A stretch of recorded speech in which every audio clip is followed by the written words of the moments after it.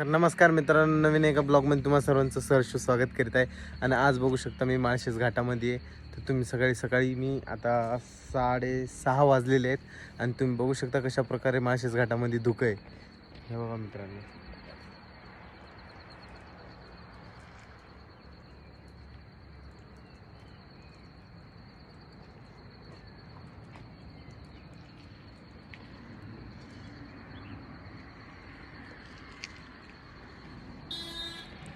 कसा वाटला हा व्ह्यू कमेंट बॉक्समध्ये नक्की कळवा. भेटूया नेक्स्ट व्हिडिओमध्ये.